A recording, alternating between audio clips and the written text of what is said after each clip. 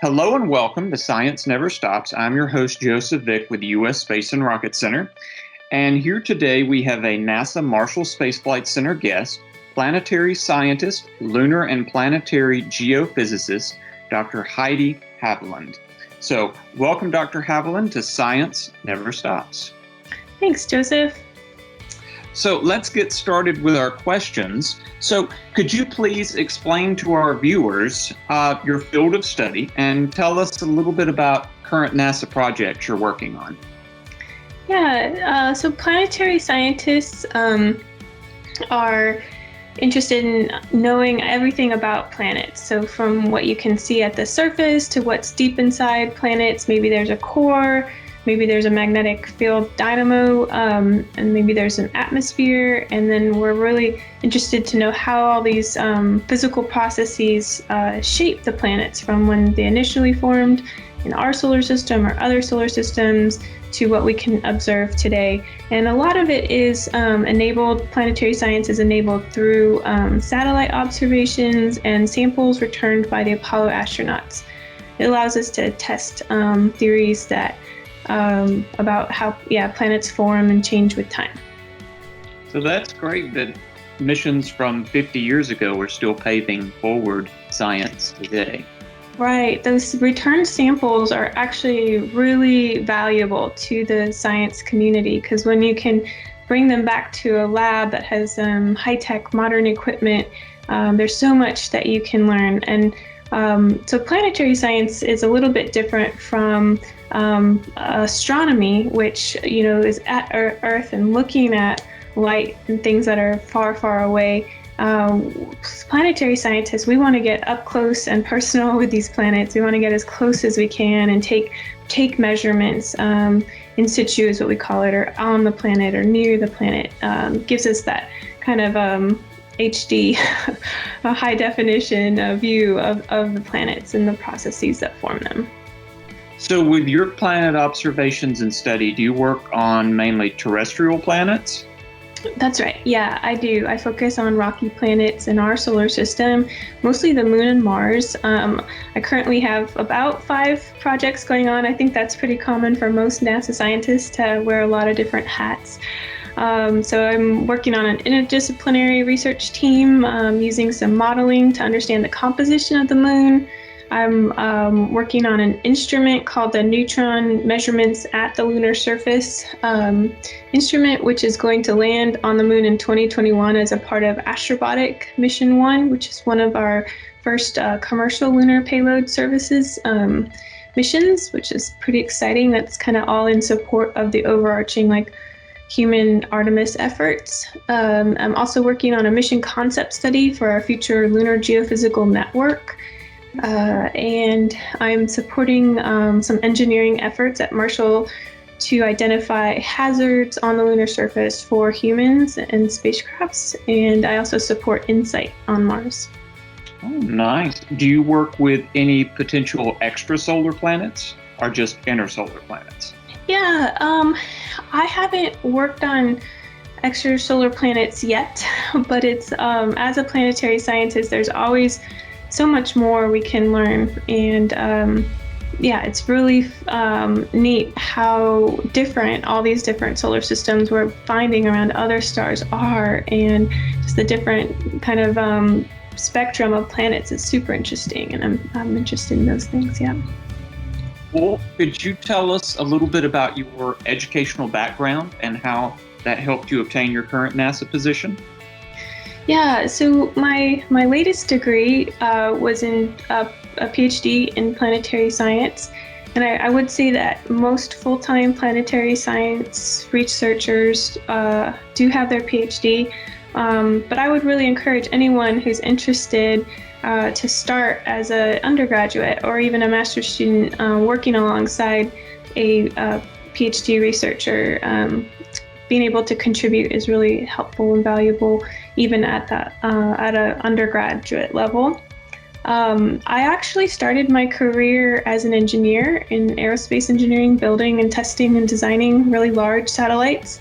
And I always wanted to study planets. And so I started with aerospace engineering because I thought, hey, that's a great way to get things that's how we study planets, which is a really valuable tool set for me. You speak engineer, so that's very valuable for you working for NASA. It is, absolutely.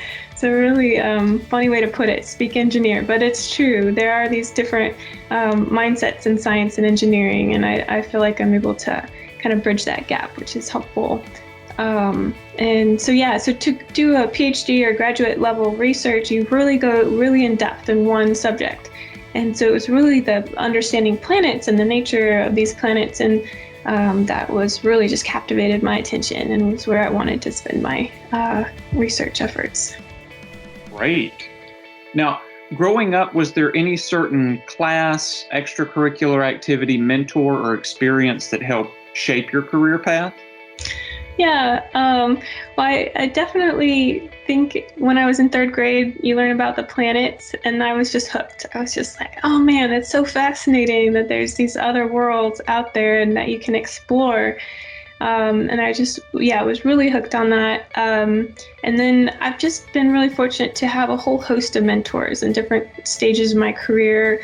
One of my professors in undergraduate physics advisor was Dr. Bloom at Biola University, and he was very supportive and spent many hours in office hours helping me work through problem sets and answering my questions, and just very supportive. And and then in grad school, I had two collaborators, I guess, colleagues that I worked with, Doctors Andrew Poppy and Shahab Fatimi at UC Berkeley, and they were just helped me out a lot, and I really value their mentoring.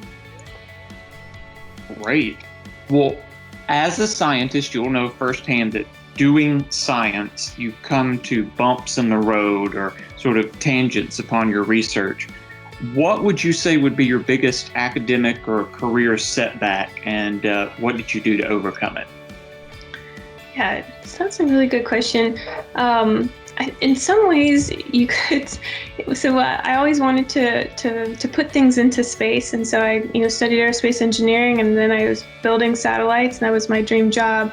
But in some ways, I was kind of maybe unfulfilled engineer. Like I was just like ready for something else, and I wasn't quite finding it in my current job.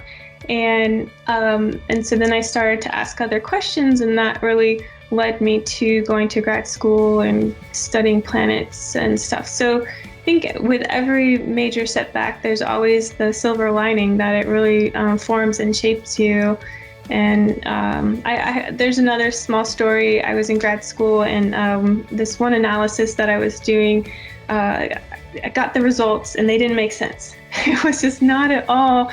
You spent so much time planning and going through the math and setting up this analysis, and then to get results back that you don't understand is kind of soul crushing for a scientist. But